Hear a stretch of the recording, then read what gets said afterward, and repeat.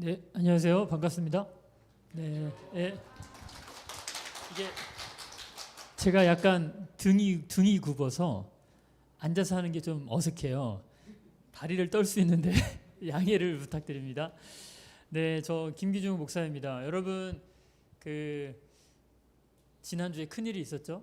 우리 정든 길승 목사님을 떠나 보내셨잖아요. 그래서 적적한 마음 많이 남아 있으실 텐데 느닷없이 제가 왔습니다.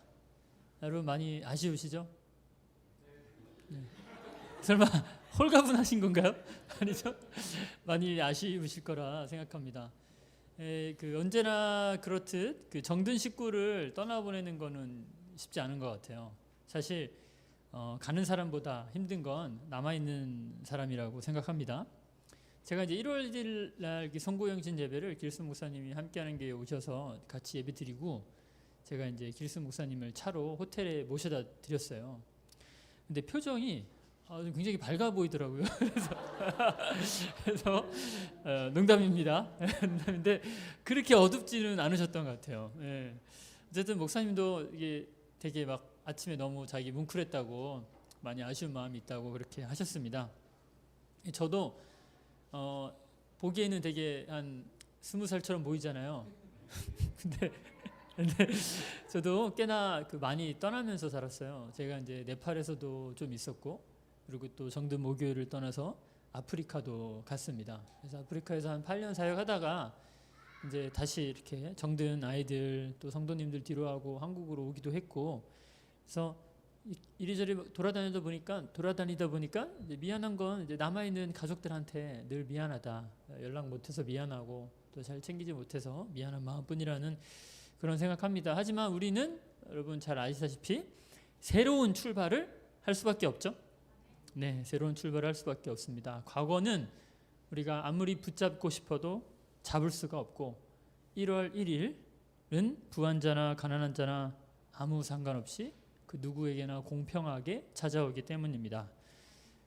이 말인즉슨 여러분 새해 복 많이 받으시라는 뜻입니다. 같이 한번 인사 나누실까요? 새해 복 많이 받으세요. 이렇게. 네, 새해 복 많이 받으세요. 네, 자, 여러분 새해 복 많이 받으세요. 네. 혹시 여러분 교회에도 달력이 있다는 사실 아시나요? 교회 달력이 있습니다. 교회력이라고 하는데 우리는 1월 1일을 새해라고 말을 하지만 사실 교회력으로 따지면은 12월 3일 대림절이 새해예요. 그래서 이미 교회력으로 따지면 여러분 새해가 시작됐고 새해가 시작된 지 거의 지금 한 달이 지난 셈이죠. 그래서 제가 저희 함께하는 교회에서 12월 3일에 여러분 새해 복 많이 받으세요. 지금이 새해입니다라고 했더니 다들 이상한 눈초리로 저를 이렇게 쳐다보셨는데, 그리고 성탄절도 사실 12월 25일 하루만 성탄절이 아닙니다. 교회가 전통적으로 12월 25일부터 1월 6일 주연절 전까지의 약 12일의 기간을 풀로 성탄절로 지켜왔어요. 하루만 이제 하나님의 탄생을, 이제 예수님의 탄생을 기뻐하는 것이 아니라 그렇게 기뻐했습니다. 제가 뭔가 계속 복잡한 말을 하는 것 같은데 1월 6일이 주연절이었다라는 말씀을 드리고 싶어서 지금까지 길게 이야기한 거예요. 그래서 오늘은 이제 주연절 첫째 주일인데, 주연절이라는 것은 무엇이냐면 주인 주자에 나타날 현, 쉽죠? 그래서 주인 주자에 나타날 현에서 주님이 이 세상에 당신의 거룩한 모습을 나타내신 것을 기념하는 주일입니다. 너무 쉽죠? 그래서 우리가 주연절로 지키고 있어요. 이 한국 교회를 포함해서 대부분 한국 교회가, 특별히 또 함께하는 교회는 교회력을 굉장히 싫어합니다. 이런 거 따르는 거 너무 스트레스 받아요. 근데 관심이 적지만 이 교회 전통에서는 주연절이 굉장히 중요해요. 그래서 서방 교회 전통에서는 이 주연절 때 동방 박사가 이제 예수님을, 이쪽이 서방입니다. 이쪽 교종이라고 쓰고 싶었는데 이제 잘못 적었어요. 이제 교종 프란치스코. 이 서방 전통에서는 동방 박사 본문을 이제 가지고 주연절 날 예배를 드리고, 또 이제 동방이죠, 그쪽 동방교회에서는 침례 요한을 가지고 이렇게 본문을 가지고 설명을 해요. 그래서 제가 이제 첫째 주, 둘째 주 어떤 말씀으로 여러분과 같이 나눌까 하다가 서방과 동방의 화합을 한번 이뤄보자. 이런 마음으로 동방박사 본문과 침례요한 본문을 가지고 여러분들과 나누려고 합니다. 자, 그럼 오늘 우리에게 주신 하나님의 말씀 제가 한번 읽도록 하겠습니다. 네, 오늘 본문입니다. 마태복음 2장이에요. 마태복음 2장 제가 한번 읽도록 하겠습니다. 헤롯 왕 때에 예수께서 유대 베들레헴에 나셨다. 그런데 동방으로부터 박사들이 예루살렘에 와서 말하기를 유대인의 왕으로 나신 이가 어디에 계십니까? 우리가 동방에서 그의 별을 보고 그에게 경배하러 왔습니다. 헤롯 왕은 이 말을 듣고 당황하였고 온 예루살렘 사람들도 그와 함께 당황하였다. 왕은 백성의 대제사장들과 율법학자들을 다 모아놓고서 그리스도가 어디에서 태어나실지를 그들에게 물어보았다. 그들이 왕에게 말하였다. 유대 베들레헴입니다. 예언자가 이렇게 기록하여 놓았습니다. 너 유대 땅에 있는 베들레헴아, 너는 유대 통치자들 가운데서 가장 작지 않다. 내게서 통치자가 나올 것이니 그가 내 백성 이스라엘을 먹일 것이다. 지금 이 본문은 미가서를 그대로 인용한 구절입니다. 그때 헤롯은 그 박사들을 가만히 불러서 별이 나타난 때를 캐어 묻고 그들을 베들레헴으로 보내어 말하기를 가서 그 아기에 대해서 자세히 알아보고 찾거든 내게 알려주시오. 나도 가서 그에게 경배할 생각이오 하였다. 그들은 왕의 말을 듣고 떠났다. 그런데 마침 동방에서 본 그 별이 그들 앞에 다시 나타나 그들을 인도해 가다가 아기가 있는 곳에 이르러서 그 위에 멈추었다. 그들은 그 별을 보고 무척이나 크게 기뻐하였다. 그들은 그 집에 들어가서 아기가 그의 어머니 마리아와 함께 있는 것을 보고 엎드려서 그에게 경배하였다. 그리고 그들은 보물 상자를 열어서 그에게 황금과 유황과 모략을 예물로 드렸다. 그리고 그들은 꿈에 헤롯에게 돌아가지 말라는 지시를 받아 다른 길로 자기 나라에 돌아갔다. 길었는데 잘 읽었죠? 네. 여러분 동방박사 이야기 못 들어본 이제 다 들어보셨죠? 네, 못 들어본 분 없을 겁니다. 별을 따라서 이스라엘 왕이 되실 아기 예수를 만나러 온 동방박사 이야기는 성탄절에 절대 빠지지 않는 이야기예요. 그래서 아마 여러분 이 낙타 그림 못 보신 분 없을 겁니다. 그렇죠? 아주 친숙한 장면이죠. 그래서 이 동방박사 3명 아기 예수님을 만나러 가는 뭐 그런 인형도 많고 가톨릭 보시면은 막 그런 이렇게 이쁘게 꾸며놓고 사람들 볼 수 있도록 장식을 해놓잖아요. 근데 이제 우리가 여기서 약간 좀 배신감을 느낄 건 뭐냐면 이 동방의 박사들이 그림과는 달리 3명이 아니었다는 사실이에요. 3명이 아니었습니다. 우리가 이제 황금, 유황, 모략 하니까 3명이라고 생각을 한 건데 3명이 아니었고 박사들이었습니다. 숫자가 더 많았다고 신학자들이 그렇게 이야기해요. 실례로 성 아우구스티누스라는 유명한 신학자는 12명이었을 거라고 주장을 했습니다. 뭐 예수님의 제자가 12명이라서 12명으로 맞췄는지 모르겠지만 굉장히 많았을 거라는 거죠. 그리고 이 박사라는 말의 헬라어 원어 마고스 좀 이상한 말 같은데 마고스는 지금과 같이 이 박사 학위를 받은 사람들 그런 사람을 지칭하기보다 고대 이 메디아 왕국이라고 이 페르시아와 바벨론 위쪽에 있는 약간 그런 왕국이었어요. 메디아 왕국의 사제 계급, 무당, 점성가를 주로 지칭하는 말이었습니다. 당시에 별을 관찰하는 사람들은 종교나 정치 문제를 자문하는 나름 지식계층이고 이제 고위 관료직이었어요. 그래서 아마 이제 박사라고 번역을 한 것 같습니다. 여러분이 생각해 보시면 이 동방에 성경책에다가 동방의 무당들 이렇게 하면 이상하잖아요. 동방의 무당들이 와서 예수께 경배하였다 이러면은 그렇죠? 힘들죠. 동방의 점성술가들이 와서 예수께 경배하였다 이러면 이상하니까 동방의 박사라고 이렇게 하지 않았을까 생각을 해봅니다. 어쨌든 이 동방의 박사들은 별을 아주 자세하게 관찰하는 이들이었는데 어느 날 밤에 아주 희한한 별을 그 한 별을 이제 목도하게 됩니다. 생전 본 적이 없는 별이었어요. 이 도무지 저 별을 따라가지 않으면 안 될 것 같은 아주 이상한 별이었습니다. 이 중요한 것은 이 희한한 별을 보고 우리가 이제 새로운 출발을 해야 된다, 새 길을 나서야 한다라고 생각했던 사람들이 유대인이 아니라 바벨론 혹은 페르시아에서 온 이방인이었다는 사실이죠.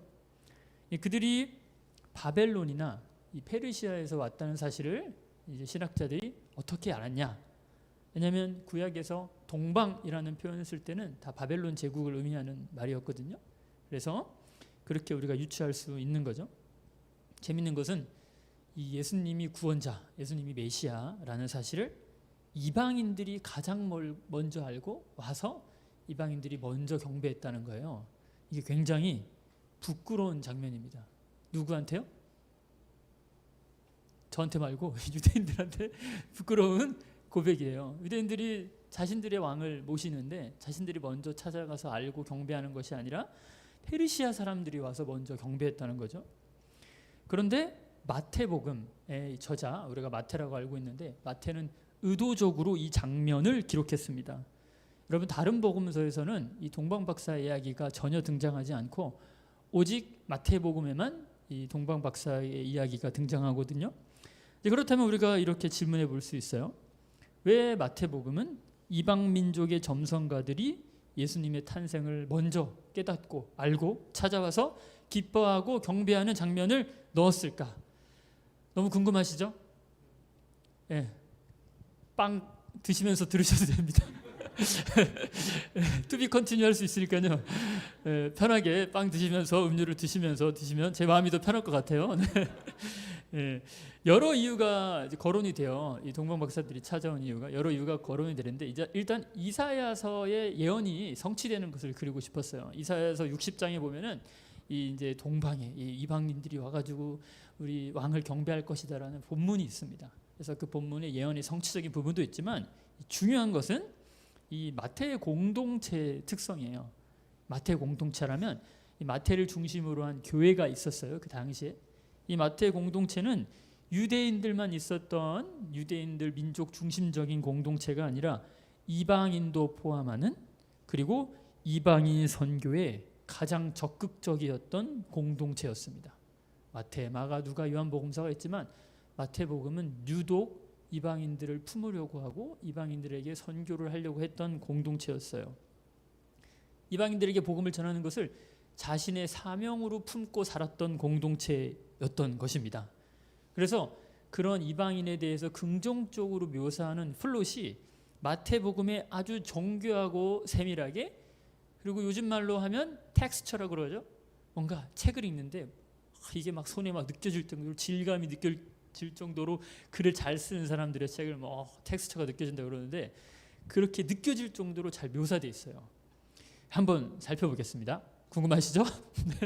마태복음 1장 1절 보시면 시작부터 예수님의 족보가 등장해요. 근데 예수님의 족보가 아브라함에서부터 시작됐다고 말합니다. 아브라함의 자손이요 다윗의 자손이신 예수 그리스도의 족보는 이러이러하다. 마태가 유독 예수님의 족보를 기술해 놨죠. 뭔가 이상한 걸 여러분 느끼지 않나요? 왜냐하면 예수님이 아브라함의 자손이라는 것을 마태가 생각을 했는데 아브라함이 누구입니까? 여러분 아브라함은 하나님의 부르심을 받기 이전에 유프라테스 강에 살던 이방인이었어요. 그는 이방인이었습니다. 충격적이죠. 죄송합니다. 어쨌든 이 이방인이었던 아브라함을 통해서 모든 민족이 축복을 받게 될 거라고 성서는 이야기했죠. 즉 이방인으로서 여러 민족의 아버지가 된 아브라함이 여러 민족의 구원자가 될 예수님과 족보가 이어지는 겁니다. 되게 이제 신기한 장면이죠. 또 다른 특이점은 이 예수님 족보에 이방인 여인들이 등장한다는 겁니다. 여러분 당시에 그 사회가 너무 가부장적이어서 이 여성들은 족보에 이름을 절대 올릴 수 없었습니다. 그 정도로 가부장적인 사회였죠. 그런데 하물며 이방인 여성 가당치도 않은 일입니다. 그들의 이름을 족보에 올린다. 그렇죠? 그래서 마태복음은 이 여인들의 이름을 꾸역꾸역 다 적어놨습니다. 뭐 다말, 라합, 룻, 밧세바 여러분 다 아시다시피 뭔가 그때 당시 구약에서는 부정한 여인들이었다라고 이렇게 치부하는 그리고 족보에 이름을 거론하기 힘든 그런 여인들이었죠. 그런데 이 라합, 룻, 밧세바를 통해서 예수가 나왔다고 말할 뿐만 아니라 마지막 가서는 요셉이 예수에게서 요셉으로부터 예수가 나왔다고 남자 중심적으로 기술하지 않고 마리아에게서 예수가 나왔다고 태어나셨다고 기술함으로써 유대인과 이방인 모두를 수용하려는 의도를 마태복음이 보이고 있는 겁니다. 그 외에도 이방인들을 긍정하는 요소를 다 열거하기는 시간이 부족해서 저도 찾기 귀찮아서 다 걸어낼 수는 없지만 마태복음 결말 한번 보지 않아도 여러분 다 아실 거예요. 마태복음 결말 어떻게 나오죠? 모든 민족에게 가서 그렇죠, 제자 삼아라, 복음을 전하라 라고 끝이 납니다. 그래서 이방인으로부터 시작된 서사가 이방인으로 나아가라라는 서사로 끝나는, 그래서 이방인들을 적극적으로 수용하려는 마태의 공동체의 신학을 여지없이 드러내고 있는 거죠. 근데 베타성이 아주 짙은 유대 공동체예요. 유대 공동체는 여러분 아시다시피 지금 이방인들하고 겸상도 잘 안 하려고 합니다. 그런데 그런 공동체가 이방인을 수용했다는 것은 무슨 의미일까? 저는 이 의미를 쉽게 말해서 남들이 가보지 않은 길을 가는 거라고 생각합니다. 다른 길을 가는 거죠. 이 지독하게 배타적인 공동체가 이방인을 수용하는 공동체로 변한다. 남들이 상상해보지는 못한 길을 가는 겁니다. 어찌 보면 오늘 본문의 동방 박사들처럼 무작정 별을 보고 새로운 여정을 나서는 것과 마찬가지라고 할 수 있습니다. 여러분, 남들이 가보지 않은 길, 그 새로운 길을 나선다는 것은 아시다시피 결코 쉽지 않은 길입니다. 두렵기도 하고 또 길을 헤맬 수도 있어요. 이 자신들의 기존에 있던 선입견에 따라 다시 익숙해진 길로 돌아서려고 할 수도 있습니다. 그래서 여러분도 아마 그런 경험 있으실 것 같아요. 내가 새로운 길, 새로운 여정을 떠나는데 두렵고 떨리고 내가 이걸 잘 할 수 있을까, 뭐 그런 경험 있으시죠? 혹시 있으신 분은 한 분만 잠깐 얘기를 해주실 수 있을까요? 네. 아무도 없을 것 같아서 제 얘기를 하겠습니다. 네, 이게 다 준비되어 있는 겁니다. 그렇죠? 네. 다 써 있어요. 여기 지금 스크립트에 써 있어요. 네. 써니 목사님처럼 이렇게 라이브를 잘 하지 못하기 때문에 고심해서 적어놨는데, 저희가 10년 전에 이 남아공으로 이게 공부하고 선교를 하러 갔을 때 정말 막막했어요. 제가 비행기 티켓도 끊고 그 남아공 신학교 입학서류도 받아놨는데 3일 전까지 아는 사람이 한 명도 없는 겁니다. 근데 3일 전 너무 겁이 없었던 거죠. 일단 막 다 끌어놓고 가기로 작정한 거예요. 정말 앞이 깜깜해서 밤에 자면서 이제 지도를 펼쳐보면서 케이프타운 공항에서 학교까지 35km네 걸어갈까 이런 생각을 했어요. 근데 아마 걸어갔으면 강도 만나서 가진 짐 다 뺏기고 아마 노숙자가 됐었을 겁니다. 노숙을 해야 했을 거예요. 정말 기적처럼 하나님이 이틀인가 하루 전에 제가 어떤 다리 건너서 어떤 분을 알게 해주셔가지고 제가 그분 집에서 한 석 달을 머물면서 이렇게 처음에 정착을 했던 기억이 납니다. 재미있는 것은 오늘 본문에 등장하는 이 동방의 박사들도 일단 별을 보고 길을 나섰다는 거죠. 그런데 쉽지 않죠. 무작정 길을 떠나면 어려움을 마주합니다. 이 동방의 박사들도 길을 잃었다는 거예요. 오늘 본문입니다. 1절, 2절 한번 다시 보시면 우리가 아까 읽었을 때는 놓칠 수 있는데 자세히 보시면 동방의 박사들이 길을 잃었다는 것을 알 수 있습니다. 제가 다시 한번 읽을게요. 헤롯 왕 때에 예수께서 유대의 베들레헴에서 나셨다. 그런데 동방으로부터 박사들이 예루살렘에 와서 말하기를 유대인의 왕으로 나시니가 어디에 있나요? 우리가 동방에서 그의 별을 보고 그에게 경배하러 왔습니다. 라고 적혀 있어요. 이 동방의 박사들이 용기 있게 별을 보고 길을 나섰는데 어느 정도 목적지에 다다라서 예수님이 태어나신 베들레헴으로 갈 생각을 전혀 하지 못했습니다. 선입견이 있었던 거죠. 어떤 선입견이었을까? 이 베들레헴 시골 촌구석에 왕이 태어날 리가 없다. 그렇죠? 그래서 을에 자신들에게 익숙한 큰 도성, 수도인 예루살렘으로 찾아간 겁니다. 나름 똑똑한 지식계층이어서 자신들의 지식을 총동원했지만 길을 잃은 겁니다. 그러나 이 신앙이라는 것은 언제나 그렇듯 우리의 상식을, 우리의 생각을 뛰어넘어야 하는 순간이 찾아오죠. 그 순간을 우리는 살면서 한 번은 맞닥뜨리게 됩니다. 이 유대인의 왕이 어디에 있나요? 라는 이 질문에 헤롯의 궁전이 난리가 났습니다. 아니, 온 예루살렘이 난리가 났다고 성서는 표현합니다. 좀 과장된 표현이죠. 헤롯의 궁전에 가서 물었는데 온 예루살렘은 다 모르잖아요. 그래서 강주법이라고 생각하시면 됩니다. 근데 내가 왕인데, 헤롯이 생각하는 거죠. 내가 왕인데 유대인의 왕이 다시 나온다? 이제 헤롯 대왕이 겁을 먹은 것 같아요. 긴급하게 회의를 열어서 메시아가 어디서 태어나는지 제사장들과 학자들을 막 쪼아서 이 답을 내놔라라고 물어봅니다. 뭐 제사장들, 뭐 율법학자들은 이미 지식 똑똑한 사람들이잖아요. 구약성서를 잘 알고 있잖아요. 그래서 미가서에서 그 답을 찾아내요. 그 미가서에서 말하길 오늘 본문 3절에 보면 바로 베들레헴에서 난다고 말합니다. 베들레헴은 다윗 왕의 고향이기도 해서 그렇지만 이제 무엇보다 이제 베들레헴이 아까 말씀드린 대로 변방의 시골 마을이었어요. 그래서 유대의 전통과 역사의 중심인 예루살렘에 비해서 베들레헴은 전혀 중요하지 않은 주변부의 도시입니다. 이 권력을 가진 사람들이 거주하는 예루살렘에 비해 약하고 가난한 사람들이 모여 있는 동네가 이제 베들레헴인 거죠. 그러나 여러분, 우리가 성서를 읽으면 읽을수록 느끼는 것은 새로운 역사의 시작은 늘 어디서 피어나나요? 그렇죠. 늘 주변부, 늘 변두리에서 피어나죠. 우리 길수 목사님이 강조하신 부분이라 생각하는데 맞죠? 아닌가요? 네. 네. 우리가 믿는 하나님이 이 저 높은 곳에서 세상을 관주하듯 바라보는 분이 아니라 우리 하나님은 이 세상에 내려오셔서 낮은 곳까지 내려오셔서 세상을 이해하기 시작한 분입니다. 그래서 저 높은 꼭대기에서 바라보는 세상이 여러분 진짜 세상이 아닙니다. 저 높은 꼭대기에서 바라보는 세상이 진짜 세상이 아니라 밑바닥까지 내려와서 바라본 세상이 진짜 우리 삶의 현실이잖아요. 다 동의하실 거라고 생각합니다. 네, 그래서 예수는 철저히 주변부의 인생을 살다가 성문 밖 주변부에서 생을 마감하셨습니다. 이미 변화의 바람이 불고 있다는 것을 헤롯 대왕은 직감했을 겁니다. 이 동방의 박사들을 다시 불러서 별이 언제 나타났는지 그때를 꼬치꼬치 캐어 묻고, 만약 너희들이 지금 베들레헴으로 간다면 그 아기에 대해서 자세히 알아보고 찾거든 나에게 알려달라고 부탁을 합니다. 그리고 여기서 아주 교활한 거짓말을 하는데, 나도 그 아기를 찾으면, 너희들이 아기를 찾으면 나도 그에게 가서 경배할 거라고 이제 얘기를 해요.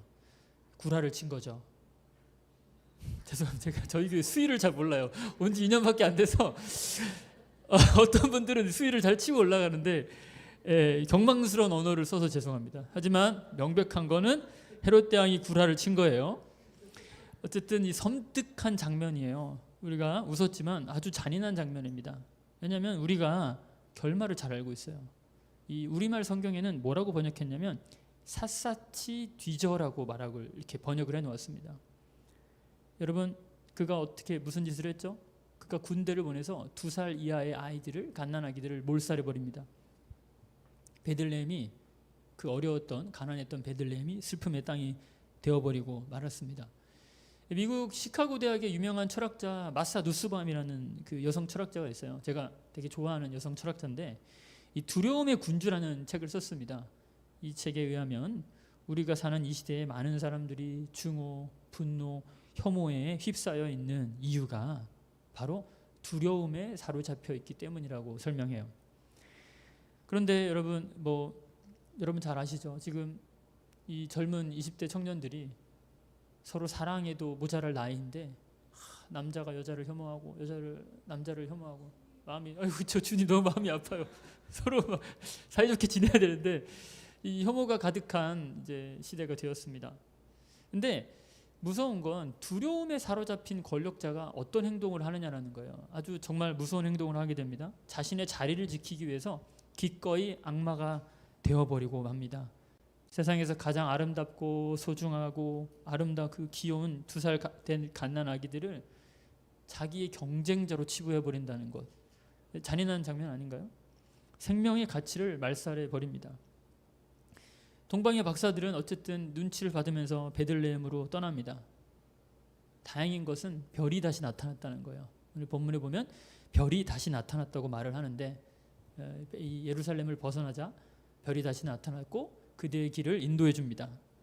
그리고 마침내 그 한 별이 한 장소에, 한 집 위에 멈춰서요, 예수님이 태어나신 곳이죠, 기쁨과 환희의 순간이 찾아왔습니다. 이 동방 박사들은 벅찬 가슴을 안고 집 안으로 들어가 신이 하나님이 이 땅에 현현한 모습을 최초로 마주합니다. 주연절에 시초가 된 장면이에요. 가슴이 막 벅차오르지 않나요? 드디어 이 하나님이 인간의 모습으로, 그 신이 인간의 모습으로 현현한 사건을 이 이방인들이 최초로 마주하게 되는 거죠. 저는 이 본문을 읽으면 읽을수록 동방의 박사들이 예수께 절을 하면서 뜨거운 남자들이잖아요. 뜨거운 가슴에 눈물을 흘리지 않았을까 상상을 해봅니다.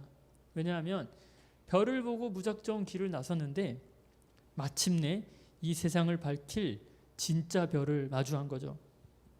이 무너진 세상에, 이 정의와 평화가 깨어진 세상에 이 정의와 평화를 이루실 그분을 만나 뵌 겁니다. 18살의 미혼모에, 마리아가 18살쯤 되었다고 추정하는데 그 미혼모의 몸을 빌려 가장 연약한 아기로 태어나신 분이 세상에 평화를 가져온다. 역설 중에 역설이죠. 제가 성서를 너무 좋아하는 이유 중 하나입니다. 왜냐하면 제가 인싸가 아니라 아싸거든요. 그래서 이보다 더한 드라마가 어디 있나 하면서 성서를 읽어 내려갑니다. 동방의 박사들은 황금과 유황과 모략을 아기 예수께 바쳤습니다. 아기 예수를 경배했어요. 누군가는 이 유황과 모략이 건강에 좋아서, 몸에 좋아서 드렸다는 우스갯소리를 하지만 이 세 가지는 원래 이방인들이 태양신에게 바치는 예물이었습니다. 그 점을 고려해 봤을 때 하늘과 땅을 비춰주실 참 빛이 되어주실 분이 바로 아기 예수님을 천명하는 그런 행동이라고 할 수 있어요. 이제 할 일을 다 마쳤습니다. 동방의 박사들이 이제 돌아가야 하는데 그날 밤 딱 이제 한숨 자고 돌아가려고 하는데 꿈에 누군가가 나타나서 헤롯 대왕에게 돌아가지 말라고 계시를 내립니다. 헤롯 대왕에게 가면 안 된다라고 말을 했어요. 그래서 오늘 성서 본문은 다른 길로 돌아가게 되었다라고 이제 적으면서 마무리가 됩니다. 이 별 대신 자신들의 선입견, 자신들의 생각, 자신들의 상식, 지식을 의존해서 길을 나섰을 때는 길을 헤맸었어요. 이제는 하나님이 인도하시는 방향으로 다른 길을 가기로 마음을 먹습니다. 우리 인생도 마찬가지입니다. 살다 보면 다른 길을 나서야 할 때가 찾아옵니다. 아브라함처럼 익숙해진 장소를 벗어서 새로운 길로 나가야 할 순간이 반드시 찾아옵니다. 그 길이 힘들어 보여도 가끔은 하나님을 믿는 믿음으로 그 길을 나서야 해요. 왜냐하면 이 다른 길, 우리 기독교인들에게 다른 길은 사실 좁은 길을 가야 한다는 것을 의미하기 때문입니다. 제가 오늘 제가 하는 사역 이야기 조금 나눠드리고 설교를 마무리하려고 하는데, 제가 저희 교회 온 지 지금 딱 2년 됐습니다. 2년 됐는데 들어온 지 9개월 만에 시작한 일이 하나 있어요. 바로 이제 이주민 사역입니다. 사진 한번 보여주시겠어요? 이주민 사역을 시작했는데 대표 목사님이 시키지 않았습니다. 그리고 누가 하자고 한 것도 아니에요. 아무도 저에게 이 일을 하자고 한 사람이 없습니다. 근데 제가 교회 처음 나와서 교회를 둘러보는데 교회 근처에 아프리카 학생들이 많이 보였습니다. 근데 저희 교회 특징이 주변에 사시는 분들이 잘 안 나오고 다 이렇게 저쪽을 멀리서 보세요. 그래서 우리 교회 진짜 이웃이 누구인가라는 생각에 그 매일 학교와 교회 앞을 지나가면서 왔다 갔다 하는 이 아프리카 학생들이 저의 이웃이라는 생각이 들었어요. 저번 달에도 여러분 누가 이웃인가에 대해서 고민 많이 하셨죠? 저도 그런 고민을 한 거죠. 그래서 그냥 다짜고짜 가서 말을 걸었습니다. 그래서 어디에서 왔니? 내가 이 교회 목사인데 우리 커피나 한 잔 마실래? 혹시 압력밥솥이라는 걸 아니? 뭐 이런 얘기 한 거죠. 그래서 두어 번 만나다가 이제 제가 언제가 제일 한가하냐고 물었어요. 그랬더니 이 학생들이 아침부터 저녁에 교수님의 노예로 내가 살고 있는데, 그렇죠? 금요일 저녁에 조금 일찍 나올 수 있대요. 그러면 금요일 저녁에 한번 다 나와라 교회. 내가 밥을 사주겠다. 그래서 이제 나는 밥의 민족이니까 밥 짓는 법이랑 밥 사주는 것은 해야겠다라는 생각으로 교회에 불렀습니다. 근데 첫날부터 한 10명이 나왔어요. 그래서 그때 이렇게 밥을 먹는 게 이런 모임이 돼버렸습니다. 이제 격주로 금요일마다 모이고 있어요. 그래서 저희 교회는 칼퇴근을 중요시 여기는 교회인데 굳이 번거롭게 금요일 저녁에 나와서 요리도 해주고 햄버거도 사주고 또 설거지까지 합니다. 나름 좁은 길이죠? 네. 그래서 뭐 무슬림 친구들도 와요. 그러다 보니까 예배를 드릴 수는 없습니다. 예배를 굳이 드리진 않고 한국말 가르치고 노래도 가르쳐주고 짜파게티 끓이는 것도 알려주고 뭐 별의별 걸 다 해요. 모든 걸 다 가르쳐 줄 수 있습니다. 제가 만능 박사가 될 수 있는 이제 그런 시간이죠. 근데 제가 이제 남아프리카 공화국에서 살다 와서 그런지 아프리카 사람 하면 난 자신감이 있어라는 그런 게 있었어요. 그런데 음식을 해줄 때마다 제가 족족 실패하는 겁니다. 저는 남아공에서 왔고 이 친구들은 중앙아프리카 가나에서 왔거든요. 문화가 정말 다른 거죠. 저의 선입견이었던 겁니다. 그래서 제가 중앙아프리카에 온 친구들에게 내가 다시 시작해야겠다. 다시 마음을 먹어야겠다라는 마음으로 학생들을 대했습니다. 지금에서야 제가 알게 된 사실이지만 학생들은 닭똥집을 좋아하고 부대찌개나 감자탕을 좋아합니다. 떡, 해산물 부침개 이런 거는 쳐다보지도 않아요. 너무 싫어해요. 그리고 생선구이는 없어서 못 먹습니다. 뭐 재미난 일만 있었던 건 아니에요. 우리 다음 사진 보시면 이렇게 아픈 친구들도 많이 있었어요. 어떤 22살의 여자아이는 이제 자궁에 4cm 혹이 있어서 복강경 수술로 떼어주었고 13년간 한쪽 눈이 실명한 채로 살았던 이 야쿱이라는 친구, 이 사진의 오른쪽에 있는 저한테 오른쪽에 있는 친구입니다. 는 이 한쪽 눈에 어릴 때 뭘 맞았나 봐요. 그래서 실명한 채로 13년을 살았는데 수술로 인해서 광명을 찾았습니다. 의사 선생님이 수술을 해봐야 한다. 이거는 신경이 살아있는지 죽었는지는 해봐야 한다 하셨는데 이제 모험을 걸었죠. 근데 이제 보게 됐어요. 이 친구가 무슬림인데 뭐 무슨 상관이 있나요? 하나님의 사랑을 전해야죠. 이방인에게. 그죠? 근데 이 친구가 저 수술 전날 밤에 이제 병원에서 입원했는데 그러는 거예요. 내가 꾸란을 읽었는데 꾸란에서는 제이콥, 야곱을 말하거든요. 꾸란에서는 야콥이 실명했다는 거예요. 그런 본문 이제 그런 구절이 우리가 보는 구약 성경하고 다르게 실명을 했다는 겁니다. 자기가 이제 야곱이니까 자기가 그 감정이 입이 되는 거죠. 그러면 제가 그랬죠. 그래, 기도하자.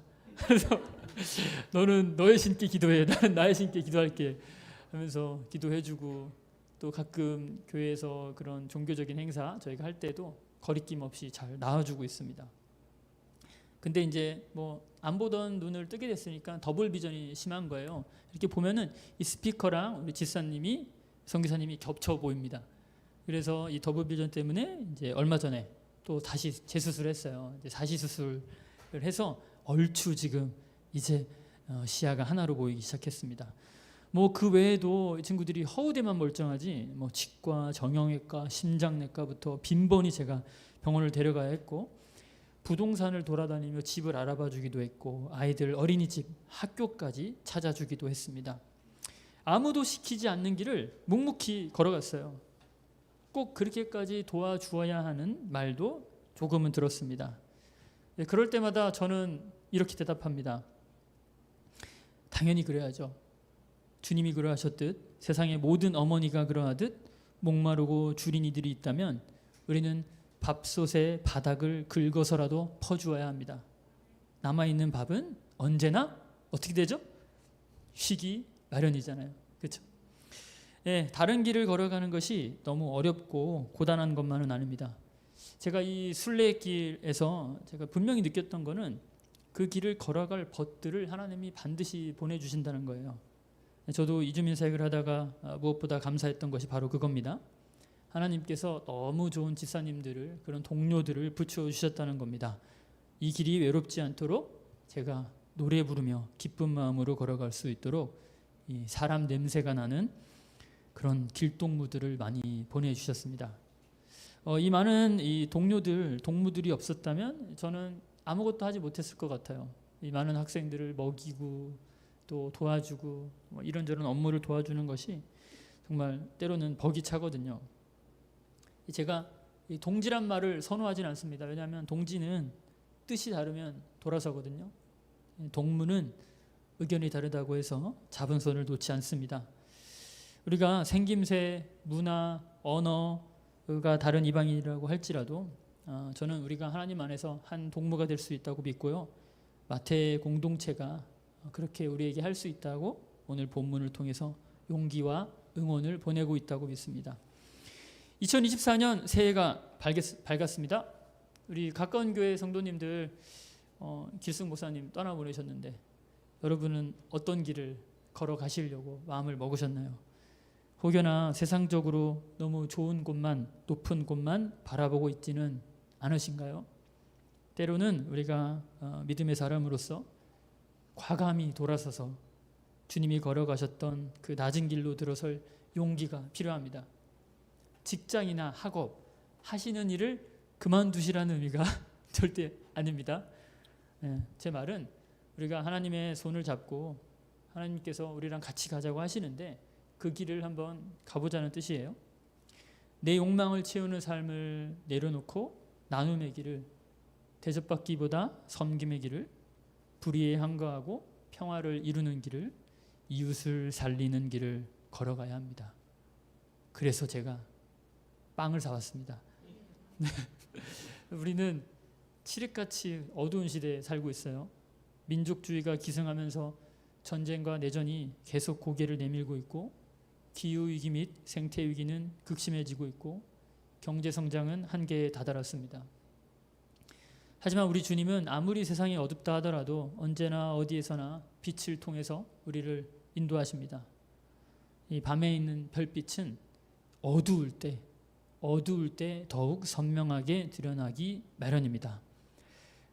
우리의 별 되신 주님을 따라 여러분들 그분과 손잡고 가는 한 해가 되기를 기원합니다. 그럼 제가 기도하겠습니다.